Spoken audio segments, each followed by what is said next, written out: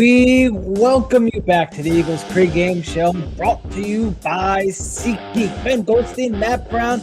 It's week 18, the final week of the NFL regular season, and the Eagles will be looking good going out in regular season wearing the Kelly Greens with beautiful new end zones this week.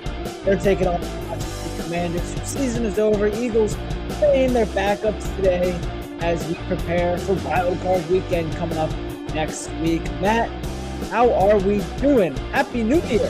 Happy New Year indeed. The first live show, or any show really, of 2026 for Philly Sports Report. It's a great thing to be on right now. It's a historic year. No, I'm doing great right now. It's, we were talking beforehand. This is a weird week. Like week 18, like it just doesn't feel like NFL football like right now. It really feels like a preseason week, but I'm still excited. I'm excited to see some of these backup. There's a lot of guys I'm really excited to see before we get into the postseason. And hey, who knows? By 7-ish o'clock, 7:30, depending on how the games go, we could be, really excited for what seed the Eagles end up with. They're still alive for a 2 seed today.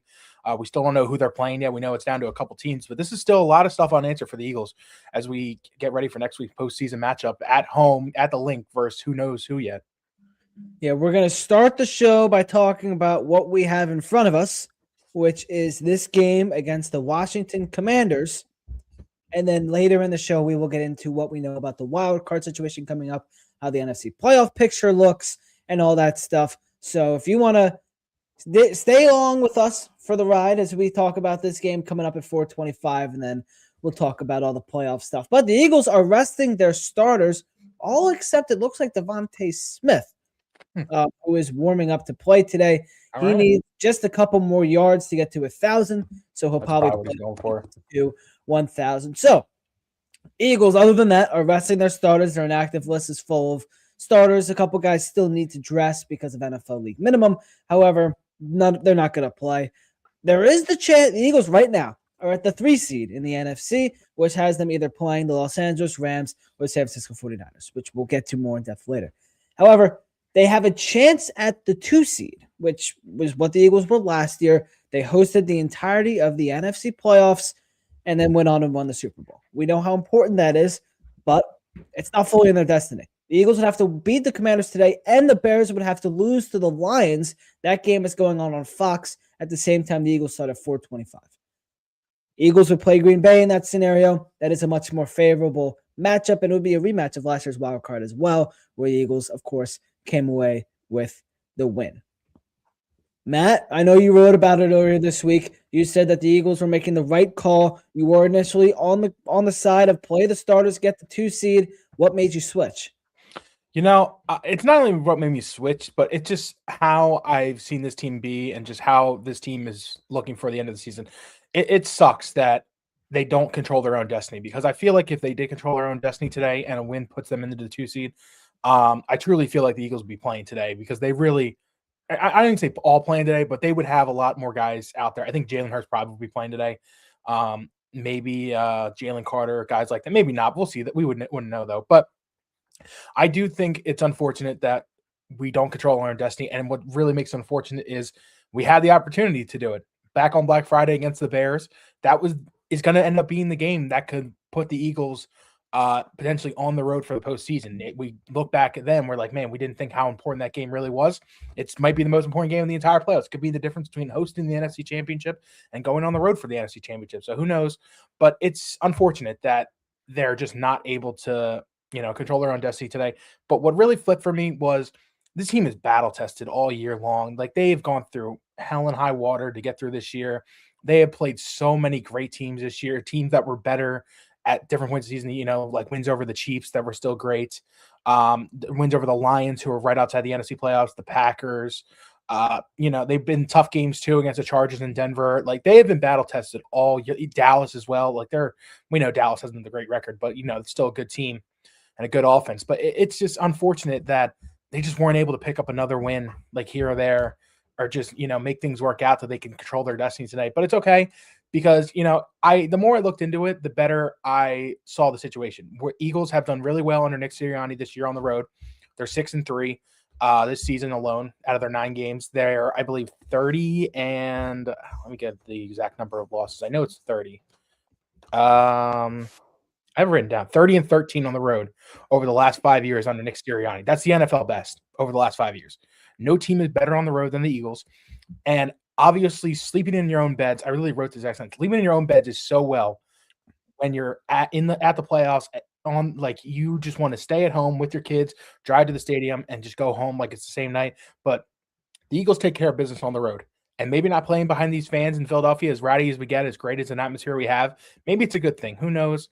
Time will tell how the rest of this postseason is going to go. We still got games next week and hopefully beyond to worry about. But I just think right now you need to get these guys to February if that's the end goal. And it is the end goal to win the Super Bowl. And the best way to do that right now is to take this week off, get everybody healthy, keep them in the best shape possible going forward for the playoffs. And unfortunately, it's going to mean a Tanner McKee start and a Tank Bigsby start. And, a lot of defensive guys and offensive linemen out this week. So be it. But that's how we are in the NFL. We're not the only team doing it either. So No. can't really. I think that's the most important part is the health. I mean, you can put the numbers and everything, but what it really comes down to is I look back at 2023. Eagles obviously in full collapse mode. They're out in it's like freezing rain in MetLife Stadium or whatever. Week 18, Eagles are playing the Giants. They're losing. Halftime, the starters finally get pulled, but it's too late because A.J. Brown got hurt in the first half of that game, and he was out against the Bucs. Obviously, the Eagles never had a shot against Tampa. They got, bent over. And that was a bad game. Whatever. But, things could have been different with A.J. Brown out there. Didn't have him. So, in words of Jalen Hurts, control what you can control. Eagles don't control their own destiny. They can control their health this week. So, I think I've always been on the ropes of rest of the starters week 18 if you can. Don't let your guys get hurt. Make sure you're 100% ready to go.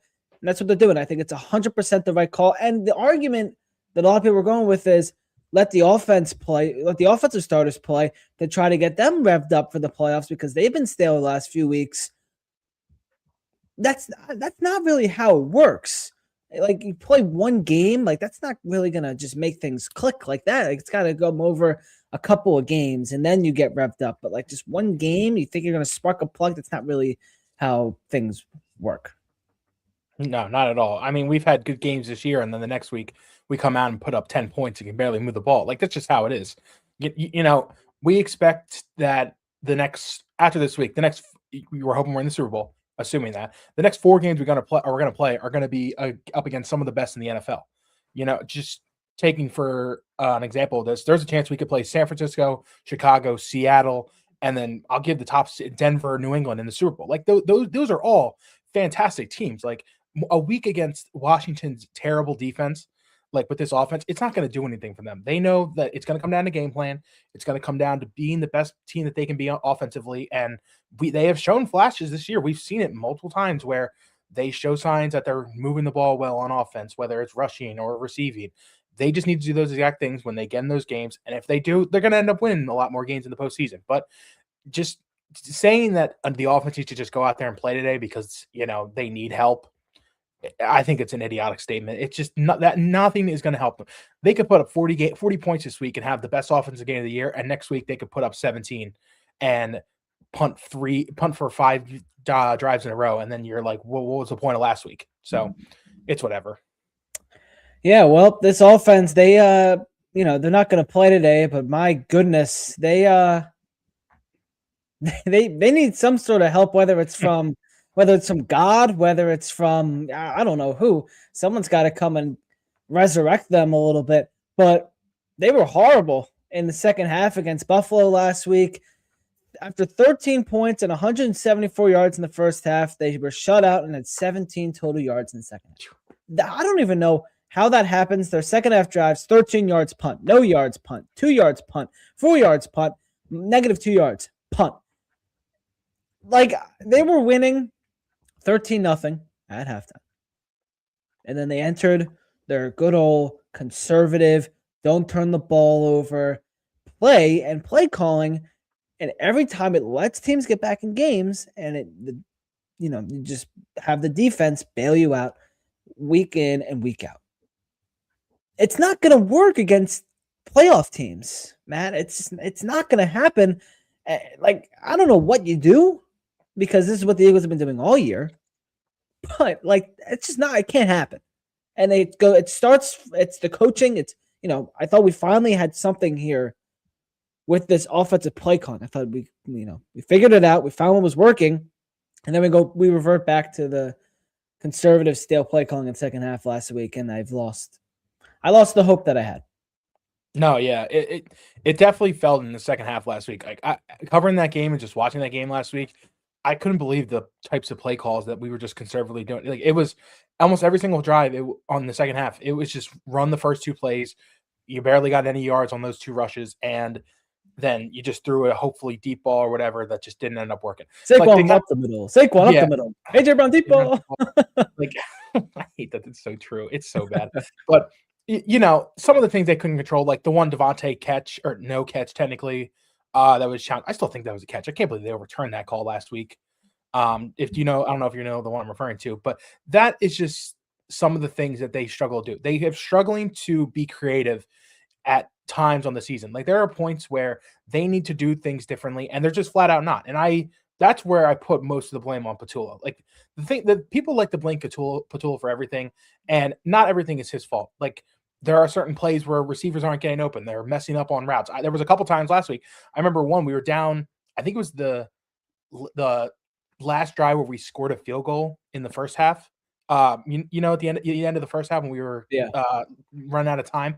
I remember Jahan Dotson totally messed up a play and missed a block on an out route that would have had a first down. We would have continued the drive, but no, we ended up getting fourth down and we ended up kicking a field goal, which was okay because we ended up winning the game by 1. We needed that field goal, but you could have ended up getting the touchdown and extended the lead even more. So little things like that is just what piss you off. But not everything I want to say is on Patullo. But the thing that is number one, and it's the number one thing I feel like we've been preaching, is just creativeness is just not there, and the ability to adjust. Adjusting is the number one thing I think in the NFL. If you are a good adjuster at halftime or at after a drive as a coordinator, you can be really good in this league. And it's just the one thing I feel like that they have struggled with this year. The Eagles, they have struggled to find creative things, find holes in a defense. Find certain ways that things that are working. Like they're so dedicated on making things work on dives, making things work on certain runs with Saquon, certain pass plays to certain guys, and it's just not working. It's another thing that I think is a really big thing that people aren't talking about. They run so much out of 13 personnel, and it does not work. I think two guys that really have not been given a lot of, I don't want to say crap, but just a lot of they haven't been talked about enough of how bad they've played. Grant Calcaterra is one of the worst blocking tight ends I think I've ever seen. Like he has been a big reason. We're just running so much 13 personnel with the tight end blocking that it's not working. Another one, Cam Jurgens. I don't know how this guy was a Pro Bowler, maybe just off name. He's been one of the worst blocking centers in the NFL this year. And I have been preaching this offensive line has not been good this year. Landon Dickerson has not had a good year. Tyler Steen is not even close to the run blocker Mekhi Becton was. That has been a huge, huge downgrade. We really were hoping that he would have been better this year, but he's not. So it's just as a unit, they just have not been doing great overall. Like I see routes where AJ and Smitty need to be better. They need to get open a little bit more. I see runs that Saquon doesn't do that well. We've seen it multiple times. What's it called? The Jalen Hurts. Jalen Hurts has had a very tough stretch of games in these last 7-8 weeks where he just has not been great. He has missed reads, missed throws on the run, not taking runs when, they're bringing pressure in his face, and he just takes sacks that are bad. So as a whole, this offense is just not good unit. And I hate just putting blame on one person because of a game last week, because Patullo that was probably his worst game as a coordinator last week, especially in the second half. But it's just rough overall from this team. And I just hate to complain, but until they fix this offense and we're scoring, 30 plus points a game, I just don't know what's going to happen to change. I really don't know what to do to change at this point, because you can't bring in a new guy. You got the playoffs a week away, but it's just unfortunate. Yeah, this is one of the this was surfacing last week. This is Cam Jurgens. I don't know, reaching for maybe he's trying to do a push-up or something, but he's got a guy by him. And then this was against Washington 2 weeks ago, and it's a fairly similar picture. Guy just beating him from the snap. That's a Pro Bowler. Apparently that's a Pro Bowler.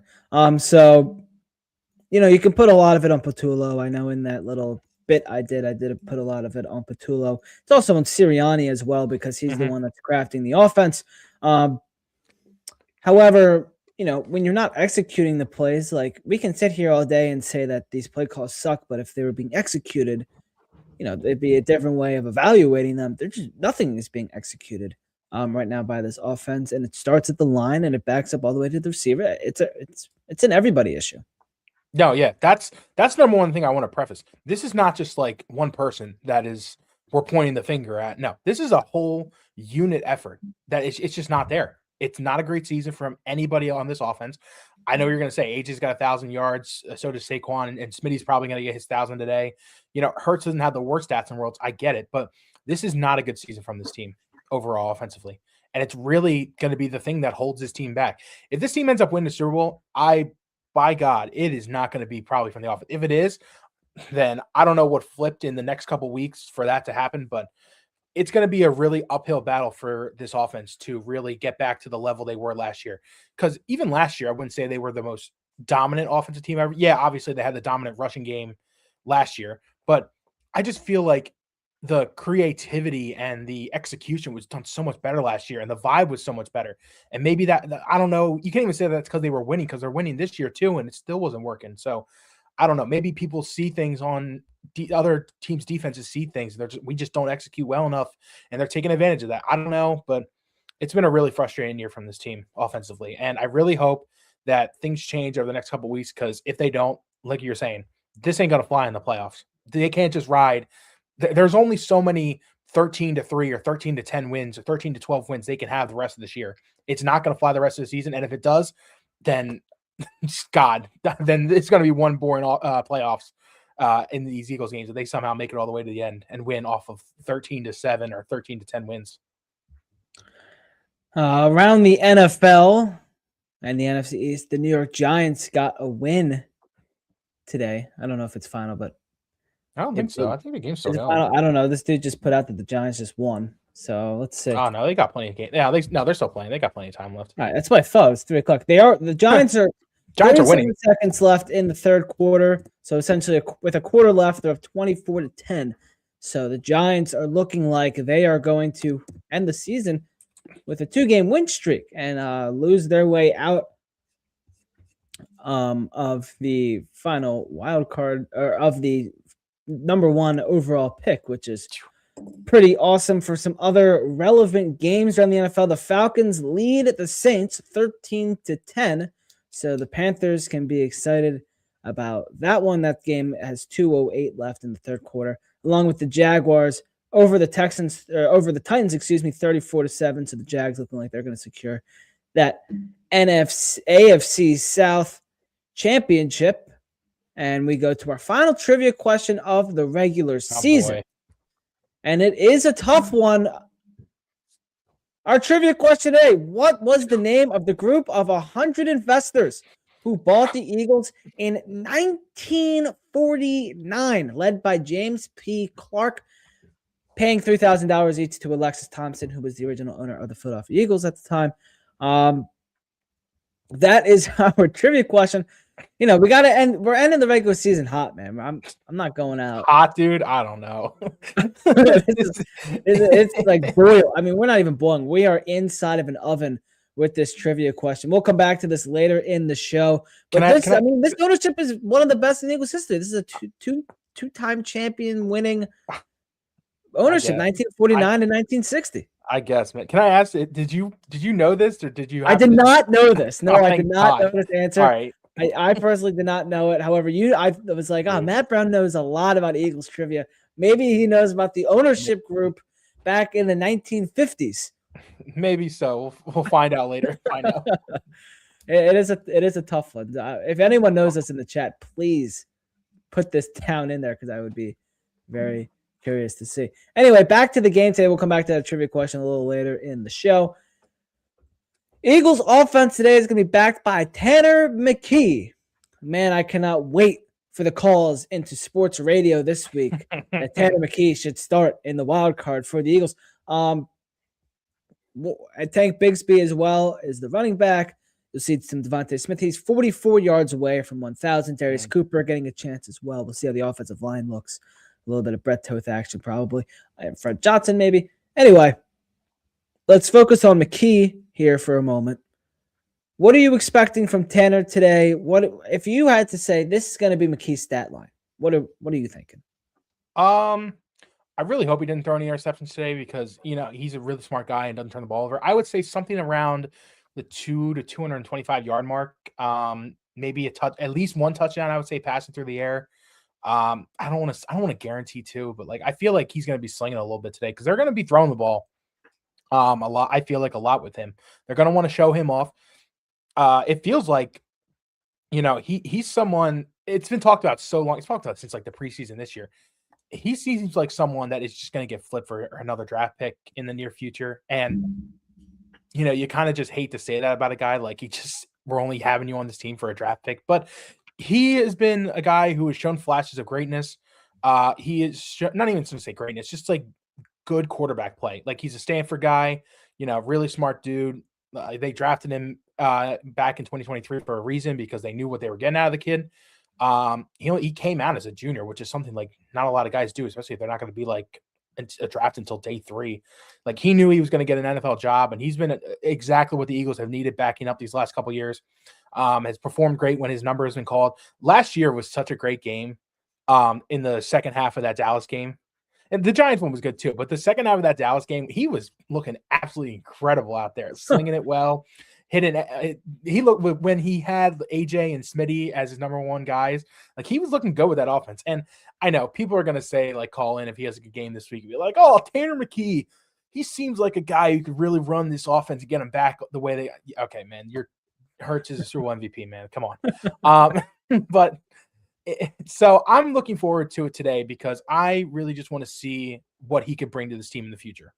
Whether that is maybe as an option, I think it's very highly unlikely that happens. But, like I'm saying, something for a draft pick for another team, because I fail to believe that Tanner McKee is not better than a ton of these other quarterbacks that are starting the NFL. For God's sake, Phillip Rivers was starting 3 NFL games these past couple of weeks for the Colts. You're telling me 45-year-old Phillip Rivers, or you're telling me Tanner McKee is not better than 45-year-old Phillip Rivers? Get the hell out of here. Clayton Tune today for the Packers, it's a slap in the face at this point to some of these teams. I know it's backups, whatever. Oh, Myles Garrett just got a sack. That's insane. Yeah, Myles Garrett is the now NFL single season sack leader. Tom McCarthy on the call, so good for him. So, but yeah, I'm really excited. The record for Myles Garrett. Yeah, I'm really excited for Tanner McKee. I'm excited to see what he can do. I know he's not going to have all the guys out there, but I'm just excited to see what kind of performance he can put up today, and just show the world what Tanner McKee is in 2026. Myles Garrett, 23 sacks on the year in just 15 games. So that's pretty incredible. Tank Bigsby as well will get the start at running back today. You could see a little Saquon, maybe, if something, I don't know. I mean, he's not inactive, so I don't know. He probably won't dress, but we'll see. Tank, we've seen him throughout the year, and when he's in, he's really a spark plug. And personally, I would have liked to seen a lot more Tank Bigsby this season, get Saquon off his feet a little bit. If it's not working with Saquon, try Tank. It seems whenever he's in, he's getting yards. So it'll be good to see him today. Smitty as well is now in pads, so he's definitely going to be playing. And then Darius Cooper. Cooper is a guy that, impressed in training camp to some guys. And then he's getting a chance to go out there today. So a couple guys trying to raise their trade stock a little bit this afternoon for the Eagles. No, yeah, definitely. And another thing is, I'm pretty sure Jahan Dotson's a free agent after this year. You could correct me if I'm wrong, but I'm pretty sure he is. That's a job for today's receivers. I know Dotson's going to be probably – I would assume Devontae Smith today is only going to play maybe the first quarter. You would hope that you would just target him for them 44 yards and then get him out of there. But after that, it's going to be the Jahan Dotson, Darius Cooper show. Britton Covey's definitely going to get some playing time today as well. Maybe, give him a shot again. Put some film on tape. That's what today's game is really about when you're not playing all the starters. Guys can film on tape and maybe who knows for the next opportunity. But I like a guy like Darius Cooper who played well during the preseason. If Jahan Dotson walks to free agency and gets a lucrative contract, the Eagles are not going to be able to pay him. They have far other things to worry about next year for this roster than a third wide receiver behind Smitty and AJ. who knows if AJ's even going to be here, maybe. But yeah, Darius Cooper, see if he can get a shot today. I really liked him coming out during the preseason. Played well. As that injury kind of sidelined him a little bit beginning of the year, but we'll see what he can do. Yeah, Dotson is an unrestricted free agent after this season, so we'll see what the Eagles decide to do. I mean, he could be, maybe a top wide receiver on some teams. Like, I don't know, but he, barely plays with Philadelphia. So anyway, this Eagles defense, Matt, holy cow, are they amazing? The Bills are tied in the third. The Bills are third in the NFL. They scored 29 points per game. Eagles held them to 12 last week. That's a season low 12. It's their fewest at home since 2022. Josh Allen, 6th most touchdown passes in the NFL. He had 0 on Sunday. Buffalo's run game is second in the NFL. Sunday, they had 3.6 yards per carry. James Cook, he leads the league in rushing. He had 74 yards on 20 rushes. The Eagles got 5 sacks. All of them were on 4-man rush. They have 18 sacks over the last 4 games on the 4-man rush, 7 more than any defense. They've allowed 14.5 points per game, 30 points in their last 3 games. This defense, is this the greatest Eagles defense ever? Are we ready to have that discussion?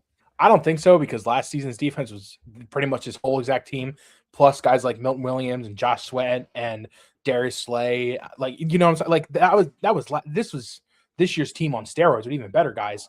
But now this is a really good, really, really good Eagles defense.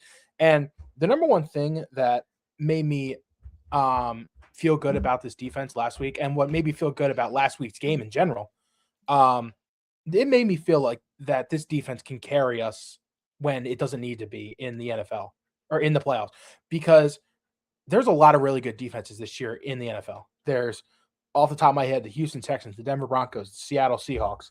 I would even say Buffalo's defense is still pretty decent. Like, it wasn't the best performance from the Eagles last week overall, but they still put up a good performance. New England Patriots, another one too.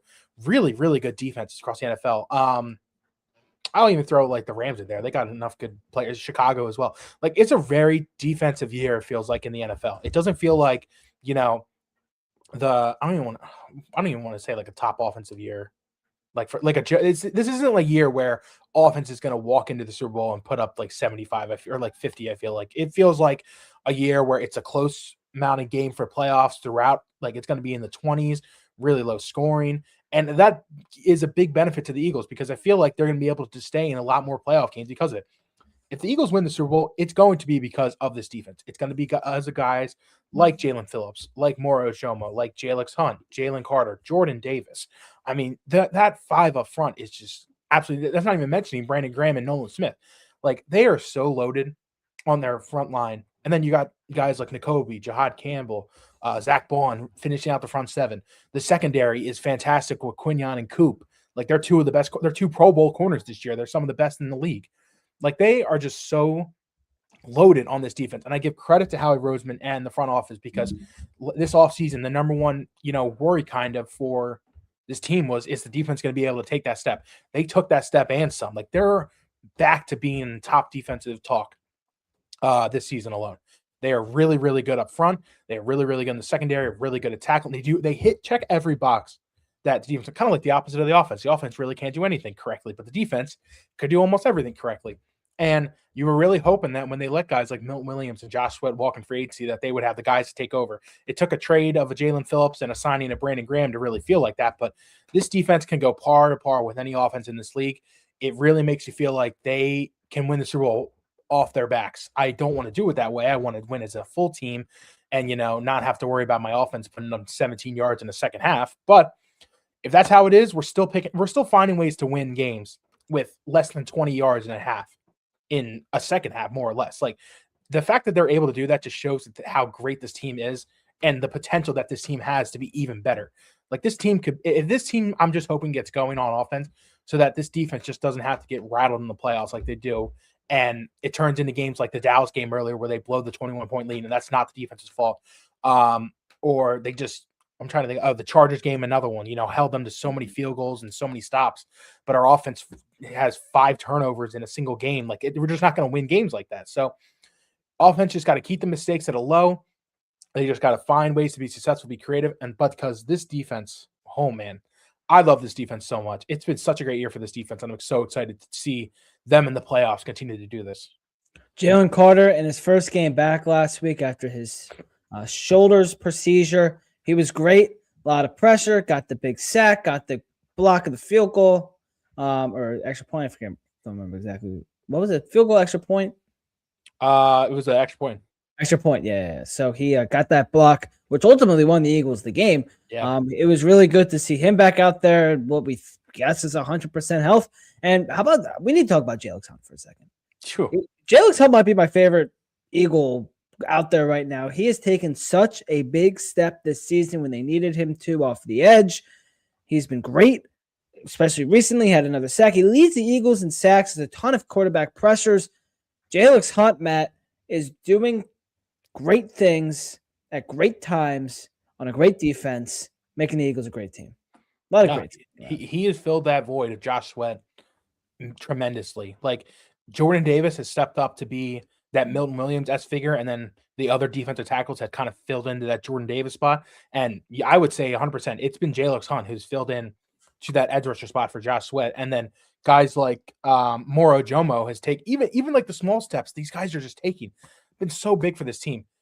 I remember when they drafted Jalen Hunt. I remember not knowing much about him. I didn't really hear his name other than that weekend. Like I tend to try to like know a lot of guys going into that first couple days. Like the first, I know almost every single guy going in the first 100, 120 picks ish.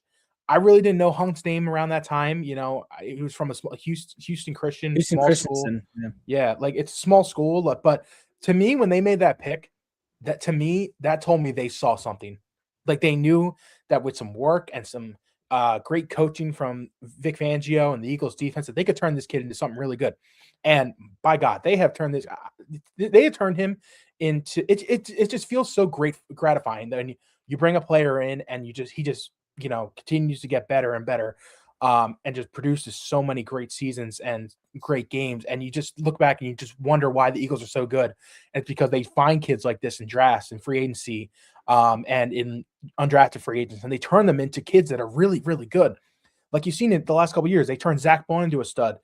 They drafted Jordan Mailata out of freaking Australia, and they turned him into an all-pro left tackle. Like, who does that? Jalen Hunt's another example of that. Even guys that have left. Milton Williams was like a fourth or a third round pick? I don't even remember. Yeah, middle of the round pick, and they're turning him into the highest paid defensive player in last year's free agency. Like, it just shows you how great the Eagles are in the front office department and the drafting department, that they have just done their extensive homework on these guys. And it's proving benefit right now for the Eagles, the potential dynasty that the Eagles are building, if they could pull off another Super Bowl win, because they have just continued to pull more talent in year after year. And that's the biggest thing when I say Howie Roseman is the best GM in the NFL, because he gets the title for all of the front office, and as he should. But drafting and finding guys that nobody would ever think would be good is, I think, the key to this Eagles team. And that's why they're so good right now. And that's why they continue to be at the top of the NFL record every single year in and year out. What are we going to see from this defense today? Josh Johnson is starting at quarterback for Washington. He's 39 years old. The dude has been on basically every single team in the NFL since the dawn of the century. Hold up. What are we going to see from this?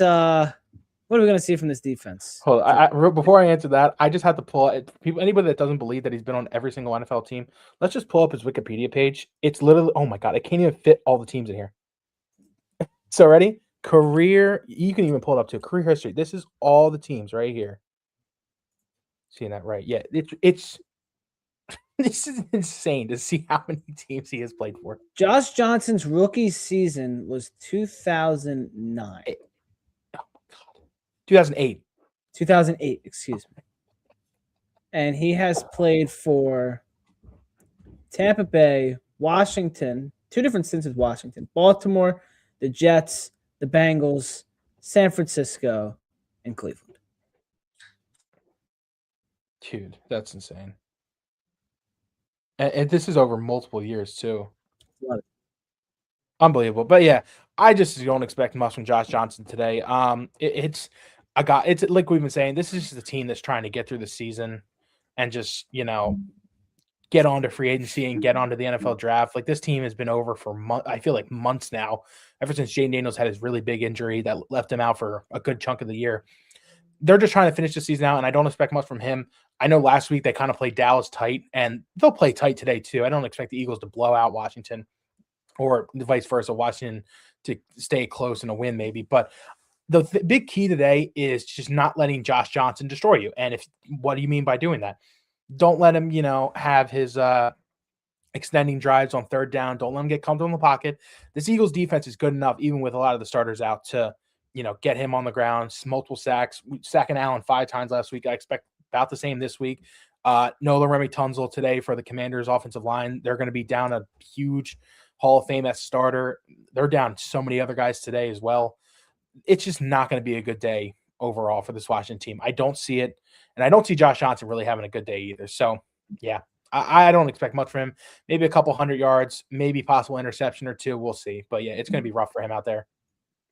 Not only has Johnson played for all these different NFL teams, 2019 he played for the San Diego Fleet, which was in the AAF, Alliance of American Football. And in 2020, he played for the Los Angeles Wildcats of the XFL. So There you go. Add 2 more teams to the list. If you're ever playing Football Reference and you don't know, or Football Immaculate Grid and you don't know a guy to throw, just throw in Josh Johnson. It's probably going to hit. And you'll get a pretty low percentage. All right, let's talk about the playoffs. This is what we're looking at in the NFC.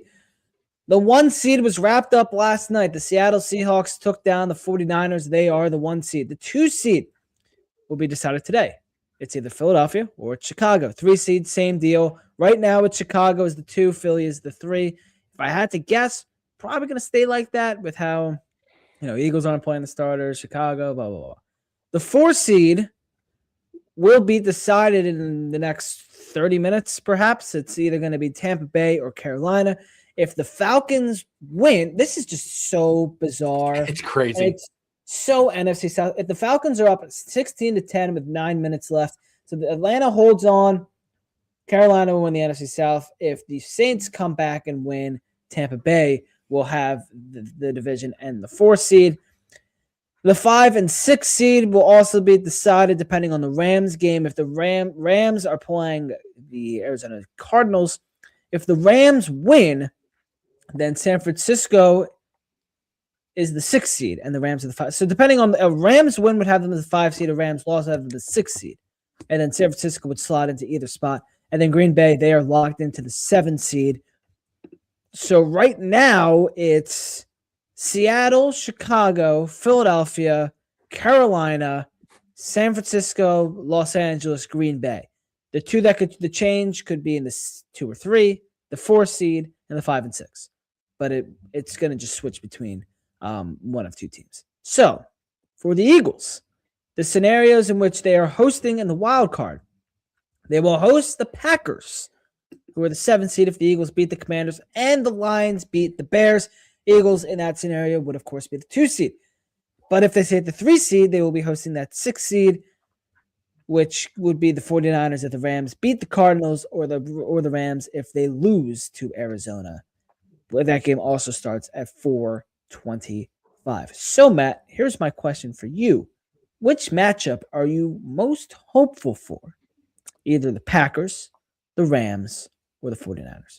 So I am most hopeful for is the 2 seed. Because Green Bay at this point, I feel like is a dead man walking. Like Jordan Love is just is another big hit away from being done for the year. Josh Jacobs been playing hurt the rest of the season. They don't have a single wide receiver that I really think can change a game. They lost Tucker Kraft earlier this year. That was their big receiving threat this year. Their offense is nothing I really worry about. Toyota-thon is over. Just Jordan Love is done. I don't know if you know that reference. Jordan Love plays really well during Toyota-thon, like every single year. But defensive wise, they lost Micah Parsons. That's been their anchor this entire year. They somehow have downgraded and record with the same team while also trading for Micah Parsons. That just tells you how this year is going for Green Bay. It's just not a good team. I think they're lucky that that tie is keeping them in the playoffs over the Lions, because realistically, if the Lions win today, the Lions deserve to be in the playoffs over the Packers. They would put up a much better fight than the Packers are going to. But I would most likely want to get that 2 seed, stay and be able to host a divisional game as well if we win round 1. Like if we win our first wild card game as the 2 seed, we're guaranteed another home game in the second round of the playoffs. That is a huge deal, and the Eagles love that. But most likely we're going to end up as the 3 seed. And in that scenario, I want to play the San Francisco 49ers. Now, I'm not ducking Rams fans. I'm not ducking the Rams. I know, oh man, Rams-Eagles rivalry is crazy. We continue to beat them. But anyway, San Fran, in my opinion, they have huge flaws in their team. They had huge flaws in their schedule this year. I don't know if you noticed it. They had the easiest schedule in the NFL this year. Like, no wonder they have 12 wins this year.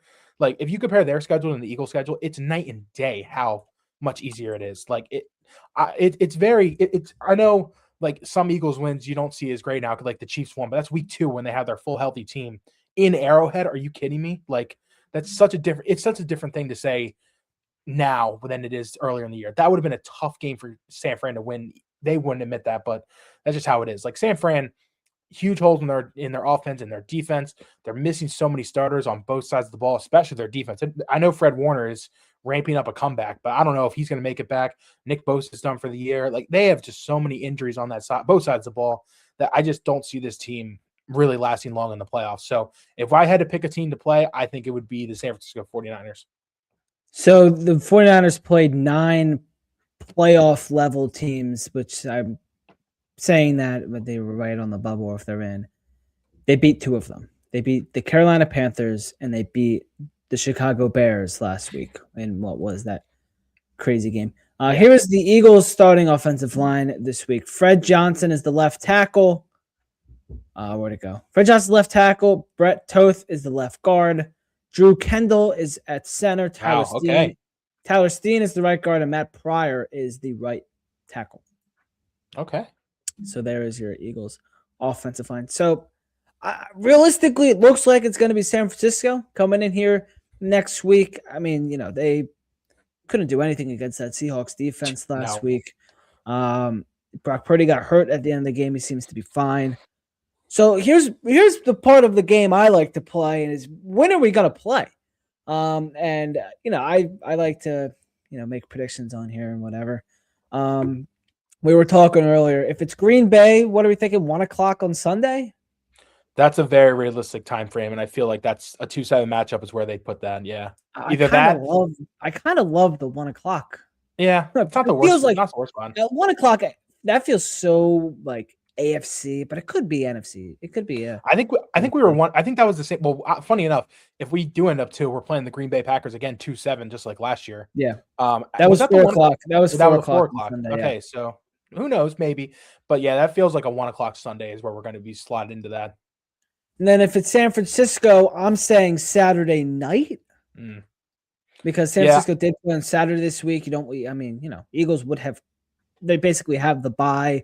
49ers, you don't want to get, maybe a little extensive week if they give it on Sunday, but you give them the Saturday.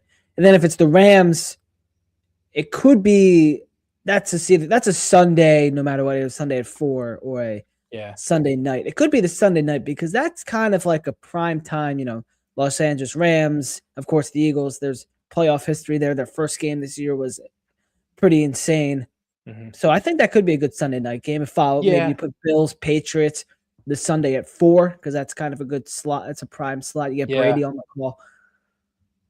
If we play San Fran or the Rams, which is a very likely scenario, if we play one of the West Coast teams, we're most likely going to be playing the Saturday night game or the Sunday 4-8 game. Like we're most likely going to be in a time zone for West Coast fans. They're going to treat them, they love treating the West Coast great.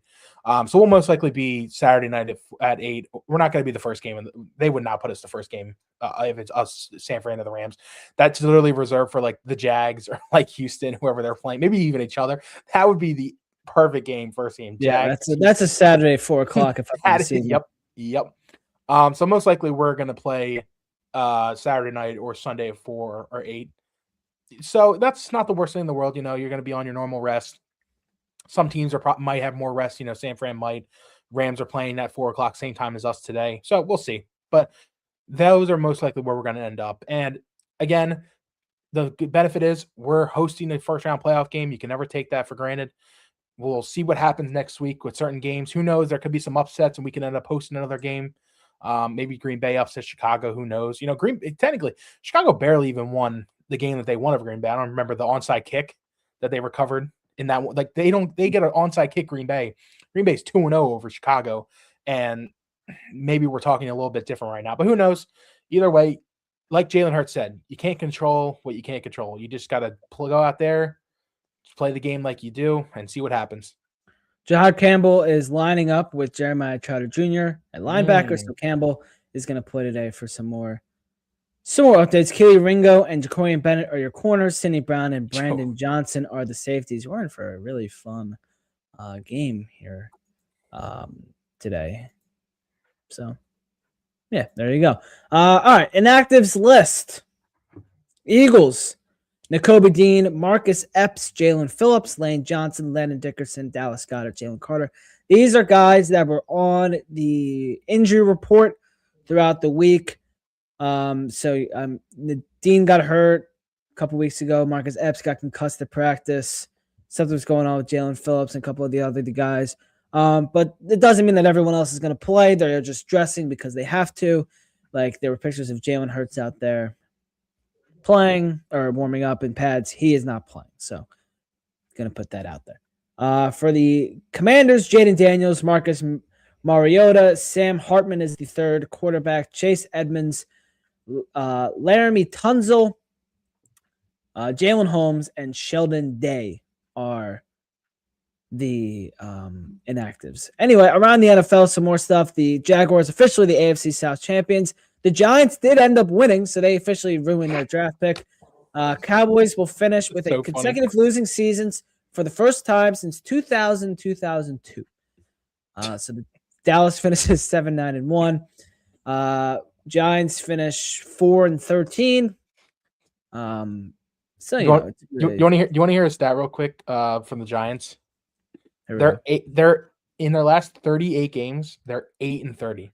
4 of those wins have come in week 17 or 18 when they're already eliminated from playoffs and they're just ruined their draft pick. That's all-time bad at tanking, man. That's great.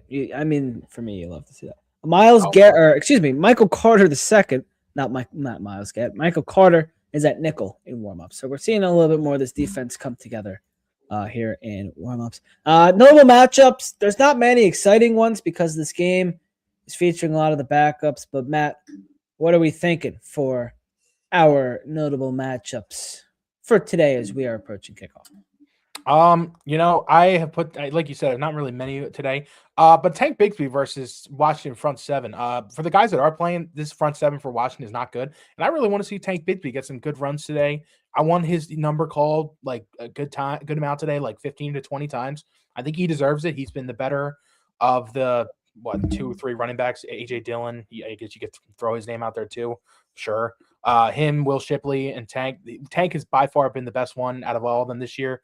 Backing up Saquon, he deserves to get the amount of touches today. I know you want to keep him healthy for the playoffs too, but he should be the one today against a Washington defense that is just really not that great. And the Eagles, I shouldn't say dominated the run the last time they played Washington, but it wasn't good. But I want to see it again today. And then my other one, Deebo Samuel. It's an important day for Deebo. He's still going for stats. He's still going for some money. So cornerback one, whoever they just say, Jacorian Bennett, Keely Ringo, whoever is guarding Deebo Samuel today, and Terry McLaurin. It's going to be their job today. Deebo Samuel especially, I think he could be due for a big day. So it's going to be a big matchup today between those two guys. All right, our SeatGeek standout stars, final SeatGeek standout stars of the regular season. SeatGeek is the best. They have sponsored this entire show all season long. They are the best. Thank you to SeatGeek for sponsoring the show. Go get your tickets. Playoffs coming up. Go get your tickets over on SeatGeek. They're expensive. Let me tell you, they are expensive. You want to save some money, save $20 off your first SeatGeek purchase. Code PHI, code Philly Sports Report, PHILLY SPORT SREPORT. Save $20 off your first SeatGeek purchase. Who's standing out to you today, Matt Brown? Standing out for me, Tanner McKee. Like, it's the simple answer, obviously, but Tanner McKee, could be showing out for a lot of people today. And I'm really excited to see what he can provide on the field. You know, he's not going to have much to work with, probably only a quarter like Devontae Smith, no really real starting offensive lineman for him. But I want to see what he can do out there. Stand up starting one. Number 2, Darius Cooper. We were talking about him earlier. I really want to see what he can do with some reps and with some receptions in his hands, see what he can do with the ball in his hands. We saw what he could do in the preseason. I really want to see Darius Cooper ball. I think he's a really good shot at being this team's 3rd wide receiver next year, and I really want to see if he can stand out today. So that, and then I'll even give a defensive nod, Jahad Campbell. Let's see what he could do as the number. He's going to be calling plays today probably. Let's see what he can do. I'm really excited for that. I really am. I'm really excited to see him as a signal caller because no offense to Zach Bowen, but like this kid's the future for us at linebacker. Like I really want to see if he's paying off and can be the guy going forward. So we'll see. Thank you to SeatGeek for sponsoring the segment and the show. Our locks of the game, Eagles are -4.5. The over-under is 38.5. And for the sickos out there that are placing prop bets on the Eagles backups like Matt is today, Matt, what are we thinking? Well, I think Tank Bigsby is going to find the ends of the day. That's one of my locks. I feel like they're going to force the run enough to where they're going to at least score 1 touchdown, and I would probably put it on Tank Bigsby. I talked about it earlier. Deebo Samuel needs 10 catches for 93 yards and 2 touchdowns today to unlock, I think it's $650,000 of incentives, but each one, that's only a certain thing he has to get to. Like if he gets 10 catches but doesn't get the yards, he still gets 1. The 10 catches isn't happening. I highly doubt the 2 touchdowns are happening. 93 receiving yards can 100% happen. So I'm going to have him over. I think his line is about 50.5. They're going to sling it to him. So I would say he gets over that 50.5 yard marker. I don't know if he gets to the 93, but they're going to go for it. So I would go over on his yards. Tanner McKee, I say over. His line is about 192, I think it was. I would double check that, but I think he easily goes over 200 yards today. They're going to be throwing McKee out there. Oh, he's actually set at 220. That's around where I would have it. I would probably go over on the 200, go that a little bit down because we'll see if he still ends up passing towards the end of the game if they really just want to pull out the win. But McKee's going to be slinging it today. Hopefully that our wide receivers can catch it, but if they do, McKee is going to get a lot of passing yards that it hopefully can add on to that total. And I have the Eagles -4.5. I think the Eagles can easily give 4.5 today to this Commanders team. I really don't think the Commanders score more than like 2 touchdowns today, and that's giving them a lot. Like I think it's going to be a big field goal day for them. So Eagles -4.5, I think, is an easy get today if you're looking at them money line and spread. All right, our impossible trivia today. Oh boy, What was the name of the group of 100 investors who bought the Eagles in 1949, led by James P. Clark, paying $3,000 each to Alexis Thompson? What do we think? I have no idea. I'm just gonna put that out there. I have no idea. I'll give you a hint. It has nothing to do with an Eagle. Okay. I know a show called The 100. There's 100 investors when I'm going to call them The 100. That's my final answer. Lock it in. I don't know. You were really close. Really? Wow, that's crazy. I swear. Hand over heart. I swear to God, I didn't look this one up. I didn't try to cheat. What is it really? The answer was Happy 100. Happy. Okay, you know what? Happy 100 because they were happy they bought the Eagles. I guess. Happy 100. Yeah, I looked up. I was trying to think. I couldn't really think of much this week, so I just went to Eagles trivia, and I found this question. I was like, that's interesting. So, one day, I don't know, this question's going to rise again, and you're going to know the answer. I will, yes. And everyone that's here will also know the answer. All right, our FOCO Fit Check is sponsored, of course, by FOCO. Real fans, they need the best gear. They got the best gear for the most legendary fans. Get geared up for the playoffs at FOCO. Click the link in the description or the bio to go over there and get your stuff. Matt, what are we wearing for Week 18? Kelly Green game. We got the Kelly Greens out. I got my lucky black Kelly Green Eagles sweatshirt. It's one of my favorites. I've worn this every single time we've worn Kelly Greens this year, and we're 1-1. We have the Dallas loss. So lucky. I know. We had the Dallas loss and the Giants. I know. But 1-1. But the last time we were home with the Kelly Greens, got that W over the Giants. Yeah. So wearing it again. I think we get a W today. Well, I'll save my score for later, but we're wearing the lucky hoodie today for the Eagles, Kelly Greens, and they have the silver end zones today. That's what's going to make it even. They luckier. do have the silver end zones. Oh my god! Let me pull these up really quick. It looks so good. Like, I'm so happy they did this. Like, when they said they were doing this earlier this year, I was so happy because as much as I love like the Kelly Green end zones, I want the silver throwback versions of the Kelly Greens. Like, I want the silver jerseys and the silver helmets. I think they look so sick. I'm really excited if they do that in the future because I already love the end zone. And I can't wait to see what they do in the future. Here are the Eagles end zones today at Lincoln Financial Field. So they got the helmet, the Eagles script, the throwback Eagles script along with the NFC logo. You don't see many conference logos in end zones anymore. It's a lost thing now. And the helmets used to always be in the end zone as well. So I mean, this is what they had at the Vet. So yeah. It looks so good. I'm so happy they brought this back. Even like the padding on the side is the Kelly Green Gopher. Like, it looks so good. Oh my god! And I love the midfield bird as well. It ties it. Like, this bird is so sick. Like, I'm so happy. Like, they brought these back and they allowed the Eagles to do this. Going like every team now can do their throwbacks.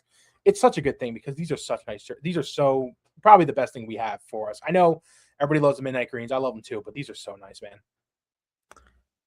Raiders officially have the first pick. Oh, good for them, man. 2026 NFL draft, which is just great to see the Jets have it. I am wearing the Kelly. It's a staple for all Kelly Green games. It's from Foco. We got the Foco Kelly Green overalls on. Looking good. Of course. So, thanks to Foco for sending these ones over. They got to wear every single time we wear the Kelly Greens. And I mean, I guess if you want to say they're lucky too, because all home games undefeated when we're wearing these. So thank you to Foco for sponsoring the Foco Fit Check. All right, our keys to the game. How are the Eagles going to beat the Commanders, for those who care? So, stopping the run. Last time the Commanders played on Christmas, I know it feels like 3 years ago that the last time they played, but Bill Croskey-Merritt had 125 rushing yards, 2 touchdowns against the Cowboys. I don't expect the Eagles to really do that much, but let that happen that badly. But stopping the run today is a big thing. They stuffed the run last time. Chris Rodriguez had like 60 yards the last time the Eagles played. They don't stop the run, it's going to be put in the hands of Josh Johnson. That's not going to work. Also, like I said, get Josh Johnson and get him early. It's so hard to say his name. Josh Johnson. Get him early, get him on the ground, put him in the dirt and try to score as many points as you can early enough because you know how bad it gets in the second half with the Eagles. Some reason they just don't know how to play football on the offensive side. So scoring, getting them down quick, and stopping the run are the things the Eagles got to do to pick up the win today. All right, it's time for our predictions. Put your predictions in the chat. It's the final regular season game of 2025-26 season, and I think the Eagles come out on top of 12-4, or what would it be, 12-5 record for the Philadelphia Eagles. 28-17, Philadelphia. 28-17. I like it. Anybody specific scoring? No, I haven't seen any. No, you don't think? You think anybody? Who do you think scoring? Wait, well, hold on. What? You just blitzed for me. Oh, I'm sorry. Who do you think scoring in that? Those 28 points. We'll get Tank for a couple. We'll see a little, Darius Cooper. We'll get one in there, and then we'll. Something crazy. I'm not gonna call it. Like, I'm not putting money on this, but Kylan Granson feels like a weird player. Just like Kylan Granson, I feel like might score today, which is crazy. Maybe we'll get like a little O-line touchdown today. Cool. I don't know if you were watching last week, but Sam he sniped Dallas Goedert first touchdown last week. Sniped it. Yeah, I saw that. Crazy. We were both talking about that, and he's like, "I like Dallas Goedert to score first." I'm like, "Dude, that's a sick bet." And it did. It was crazy. When that scored, I was like, "Oh my god, dude!" Sam called it. That was crazy. That was a snipe last week. Shout out to Sam if you were watching. That was a really good call. Sam always hits on like the crazy ones. It's funny. I have the Eagles winning as well. I have them winning 24-17. I know, boring score. It's like one of the most obvious scores ever. But like I said, I don't think the Commanders score many touchdowns today. I have them scoring 2. I think they get a crap one late. I don't think they really are in this game at all. I think McKee tosses at least 1 touchdown. I have Tank scoring another one. I don't know how they get that third. Defense pulls up a couple stops. Jake Elliott makes a field goal in there. It just sounds like how it's going to be. They cover that 4.5, and the Eagles pull out the victory, and they pray that in about 3.5 hours from now, that the Detroit Lions give them a little bump, a little bit of a help, and we can get to that 2 seed in the NFC. Yep, make sure you are paying attention to Philly Sports Reports throughout the evening. We will have all the playoff updates for you. We will have the matchup. We will have the time slot. We will have everything. We will have the recap from today's game from Matt Brown, and we'll have a ton of playoff coverage throughout the week and hopefully beyond on phillysportsreports.com. So make sure you go check that out and follow all the socials to stay updated real time with everything going on with the Eagles. So we will have the matchup later today at, I'll say about 7, 8 o'clock. We will have the time slot after Sunday Night Football. It will all be on phillysportsreports.com. So do not miss any of it. And we will see you next week. Thank you to SeatGeek for sponsoring the show with FOCO for the FOCO Fit Check. And Goldstein, Matt Brown. We'll catch you next week. Wild Card Weekend. But for now, go Birds. Go Birds.